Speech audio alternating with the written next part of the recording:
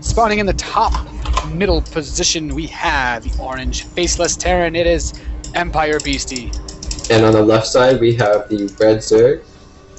Currently 1-1 against Empire.Beasty, TeriusPrime. Oh yeah.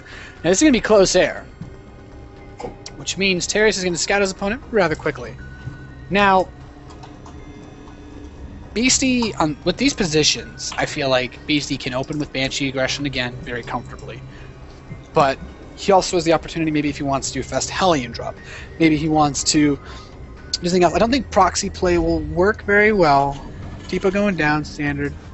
And I feel like Beasty's probably going to do the same. I feel like he just wants to do the same thing. He wants to be able to be in his comfort zone because his macro was very strong the last game. He didn't miss a beat on his SCV production. So even though he lost workers, he was ahead the entire game. Yeah, so, I mean, what do you think? What do you think Terius might go for on this map? I mean, I think he should just definitely go hatch first play, pretty standard. I mean, he's going to see the close position, so it's kind of... I think it favors Beasty, just because if he does do drops, I mean, it's such a short distance from the travel to the main of Terius. So I think Overlord position needs to be like pretty well for drops here. Make sure there's no drop play going to happen. So we have a scout going across the map. I'm not sure I like this. I'm not sure I like the way he did this. He sends his drone cross first, but he doesn't send the Overlord immediately close air. He just wants the Overlord to go to this position.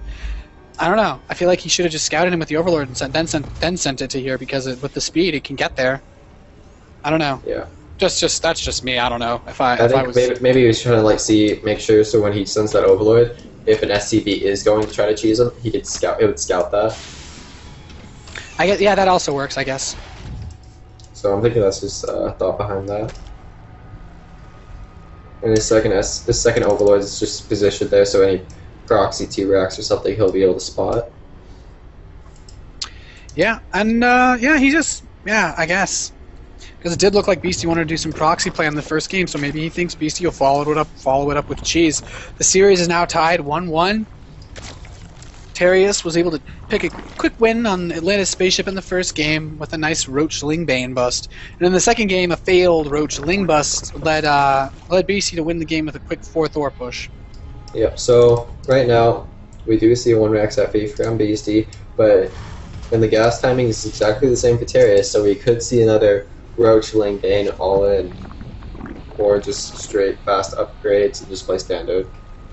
I feel like 2-base Muta on this map could be really effective just with the spawn positions, and I don't know if he scouted it, but Beasty's tendency to open with that gas, just a quick marine poke, Beasty's tendency to open with that gas,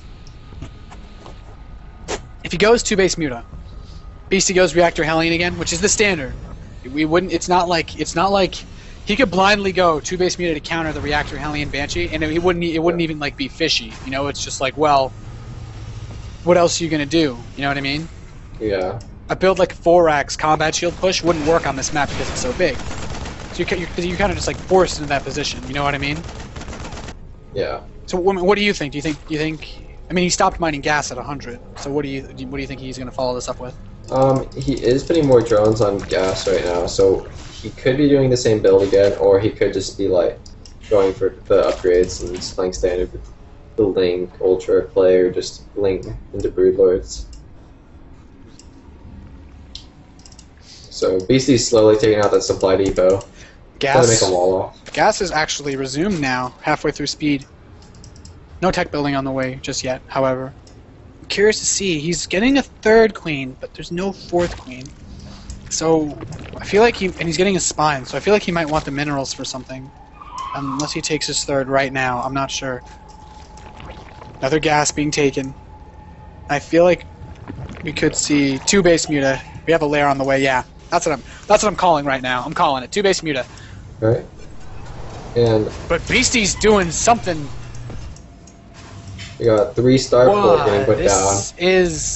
This is interesting to say the least.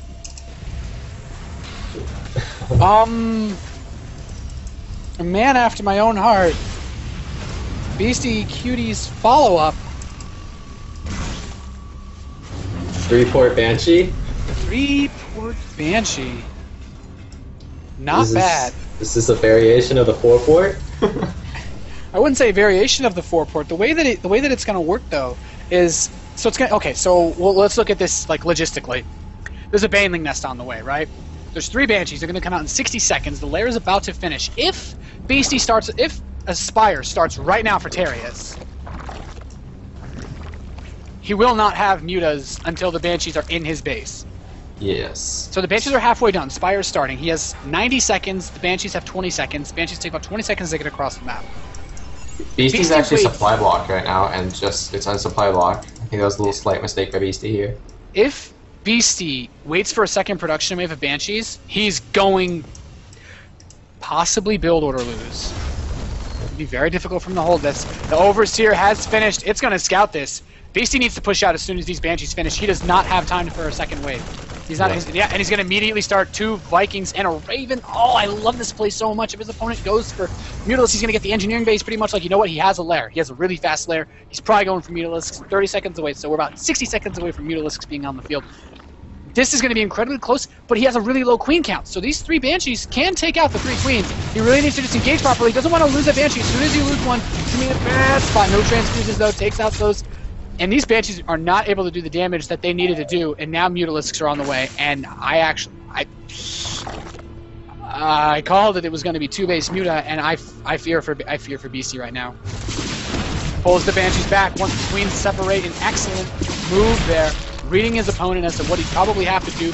Great, peeling the one Banshee back that was weakest, and he just wants to do as much as he can with these Banshees before the Mutalisks come out, because, quite frankly, once these Mutas are out, these Banshees are going to be useless. Beasty, minor supply block, trying to just pump out Vikings, and I feel like, I mean, if you get enough Vikings out, you can deal with Mutas in low numbers. But once you have a lot of Mutas, even with a lot of Vikings, the Vikings will overkill the Mutas, and they'll all just fire at, say, like, 1, right? It's just, I don't know, this is not going to be fun for Beasty. But he's probably going to transition into mech with the way that this build is designed. We have even armory on the way, and Beasty wants to get Thors out now, but still not going to be easy. The Mutas can't do much. An infestation pit's on the way, and I honestly think that Terius is just going to go straight for Broodlords now. I honestly feel like he's just going to go straight for Broodlords.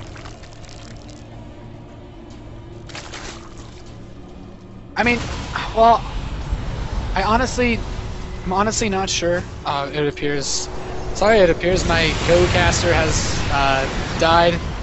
Okay. But I mean, he has Vikings out, right? Actually, that might actually be the sweet spot of this build. Now that I think about it, I mean, you have 3 starports, you have a Raven, you have Ravens, and you have Banshees. I mean, this is pretty much right now what he has the Sky Terran composition. He has yet to peel off of the Tech Labs. He's still on 2 base at 11 minutes. He's moving out the 3rd command center. But he doesn't have a Thor yet. And wow, he's actually going a lot of CCs. I think Beasty wants to just play a really long game. I was expecting there to be a hive, but now that I think about it, the only way to win this game for Terius, maybe Lair Tech. Beasty is already way over-prepared for dealing with Tier 3 from Zerg. I mean, he's going to go mech out of this. Yeah. So the mech will easily be able to deal with Ultralisks. There's actually 6 idle drones at the natural because they're not rallied at the microhatch, and now they finally get sent out. I actually don't know how this is going to play out. This is going to be really weird. I feel like this game is going to rely on a lot of infestors. The hive is on the way. Beasty's already he's already ready for Broodlords. Like his army composition, he's like, well, I already have like 6 Vikings and 2 Ravens, right? We'll probably see the 3rd Raven is about to come out, and we have more Ravens coming out. We have more Banshees coming out. I mean, he might just be going. He might actually make more factories. He may just go for a Sky Terran. Fast up, he's getting ship weapons. I think we're going to see him just go for BCs off 3-4 bases. But the problem is he didn't make any Hellions, and his Great Wall wasn't set up yet. So these Banshees, sure, they'll take out the Lings, but Beasty needs to get his wall set up, and he's setting up these bunkers, but he doesn't actually really have any Marines. This is kind of funny the way he's doing this, and I wonder if Terius is. But the way that Terius is responding, he has Roach. Oh no, he's going to be going for a Roach drop. Does he have a Roach Warren? What's he going to drop? Oh, this could just be mass Ling drop. I really like this play by Terius. What do you think? Do you think he's going to do... I guess he's going to do a Ling drop, right? Yeah, I mean, he doesn't have a Roach Warren. His upgrades right now are for Roach or Infested Terran, so he could just do Mass Infested Marines. I mean, I've known some people that do that. They get the missile attack upgrade just to spam Infested Marines and fight There are with so many command centers. I think Beastie's making a mistake here. I mean, he's going to get Mass Ling and Fester, but I think Hellions would be so important. I think Hellions would be the most useful thing he could possibly get. The Overlords are getting ready, Drop is ready, Speed is ready. I think he's going to do Infestor Ling Doom Drop right now. Beastie's army composition cannot handle mass lair tech, but he's expecting tier 3. Yeah, and also right now, these Infested Marines will be 1-1 momentarily. And the Lings will have 1 armor, while these Infested Marines have way more. I really wish he had put a sensor tower in his face, because now he has to deal with... there is no burrow for the third place. He can't hide these units. But he's going to see, it's like, whoa, my goodness. Oh, there's a fungal. I like the Banshee play. I like him stepping these up. If he can pick these Infestors off, that'd be amazing. He can't afford to lose them to the Infested Terrans. He's barely producing anything. Sky